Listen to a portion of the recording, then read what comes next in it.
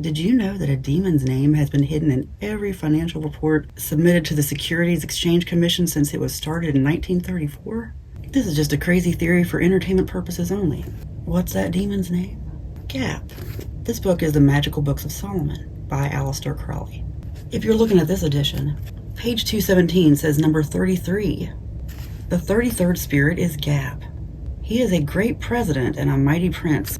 He appears when the sun is in some of the southern signs in a human shape, going before 4 great and mighty kings as if he were a guide to conduct them along their way.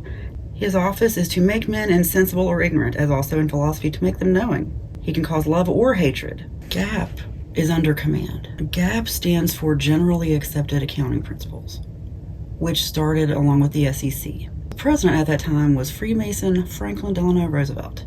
I used to do financial statements for a living, and I learned this in my first accounting class, that it's required that every financial statement somewhere on it, usually it's in the management report, but it doesn't have to be, has to say, these financial statements prepared in accordance with GAAP. In accordance with GAAP. And when I read about GAAP here, I hear of an accountant, I hear of the law of duality. Now, people think this is something to be feared. It's nothing. It's really nothing to be feared. GAAP can go either way, just like accounting. Generally accepted accounting principles. I just don't think it's a coincidence that suddenly we have in accordance with GAAP casting a spell over our entire financial system. The SEC, who requires this, technically that's who requires it, didn't come about till the Great Depression. Things like the FDIC came into place then because there was a bank run. This was used as an excuse to try to prevent something like the Great Depression again. But just a theory here, there may have been other agendas. This was a rewrite. It was originally 1904 this book came out. These fallen angels are ranked in the following order: kings, dukes, marquises, earls, then presidents. There is an order of things. President is number 5. And it's like, why in the United States?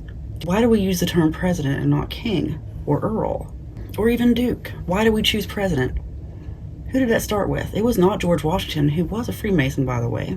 President was actually first used before the Constitution was written. Technically, the first president prior to 1776 was Peyton Randolph.